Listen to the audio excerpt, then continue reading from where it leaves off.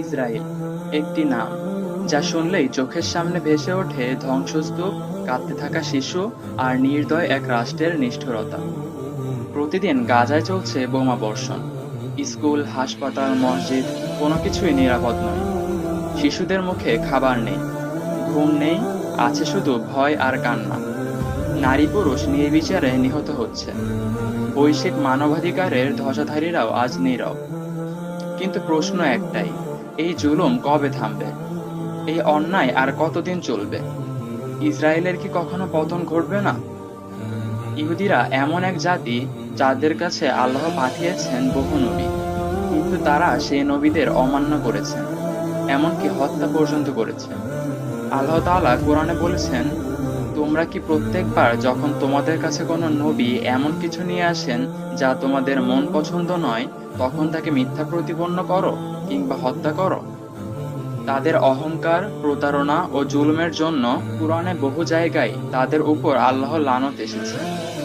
রাসূল সাল্লাল্লাহু আলাইহি ওয়াসাল্লাম ভবিষ্যদ্বাণী করে গেছেন, তোমরা ইহুদিদের সঙ্গে যুদ্ধ করবে, এমনকি গাছ ও পাথর পর্যন্ত বলবে, হে মুসলমান, আমার পেছনে একজন ইহুদি লুকিয়ে আছে, তাকে হত্যা করো।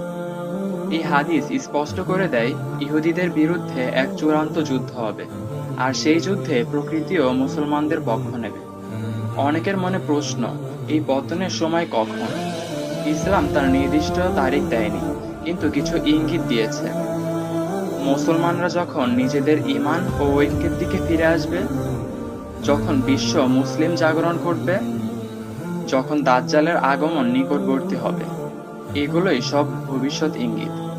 আজ আমরা যা দেখছি তা নিছক রাজনৈতিক সংঘর্ষ নয়, এটি ন্যায়ের পক্ষে আর জুলুমের বিরুদ্ধে এক চরম প্রতিরোধ। ইসরায়েলের শক্তির শিকড় কাঁপছে, বিশ্ববাসীর চোখ খুলছে। এই জাগরণই পতনের সূচনা। আজ যদি সত্যি ইসরায়েল পতনের পথে থাকে, তবে মুসলমানদের দায়িত্ব কি? আমরা কি ঈমান, একতা ও জ্ঞান অর্জনের পথে রয়েছি? ইসলাম কি শুধু ইতিহাস জানার জন্য, নাকি ভবিষ্যৎ গড়ারও রূপরেখা? ইসরায়েল পতনের ভবিষ্যৎবাণী শুধু একটা হাদিস নয়, এটি একটি বার্তা, একটি আহ্বান। তৈরি হও, তোমার সময় আসছে।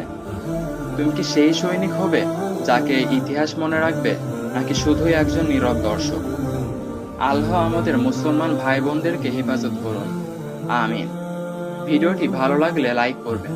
নিত্য নতুন ইসলামিক ভিডিও পেতে চ্যানেলটিকে সাবস্ক্রাইব করবেন। ধন্যবাদ সবাইকে।